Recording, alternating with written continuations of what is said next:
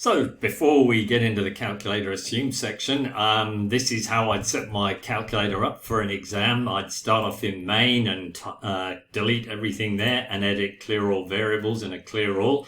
I'd tap into the basic format and check that my number format's normal 2, not normal 1, and tap set. Down the bottom, I think we'll go for standard. Keep out of complex unless you're doing a complex question, and choose radians here.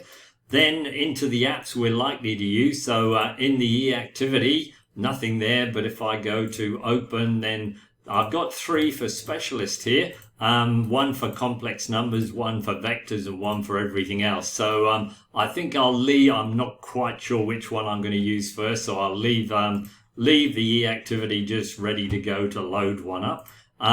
Statistics, not going to go there. Spreadsheet, graph and table, I'll just reset the view window to the default view window here so that we've kind of, most of the graphs we need to draw tend to be fairly close to the origin. What else might we go into? Geometry, what's been going on there? Yep, let's file new that one. Back out of there. Conics, yep, let's tidy things up here. Clear all, okay.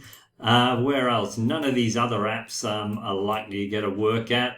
NumSolve, possibly, it's clear, so that's good. And in the program, I've got this program ZRoots 2 that I might be using. So all of these bits and pieces you can grab from charliewatson.com/atar. I've defined sys as a function, and I've also customized shift keys, just things like if I was in complex mode and I type shift 9, then sys pops up and then I can enter an angle. My argument here is maybe pi by 3, say, and then there it is. It's sort of instantly ClassPad converts it into Cartesian form. We could have had a magnitude there as well, and then 2 says pi by 3. So it just makes entering complex numbers in polar form a lot quicker.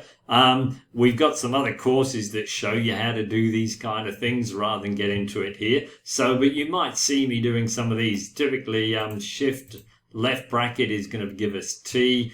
You can change that to be a sort of vector bracket, which is kind of handy. That's it. Let's get started.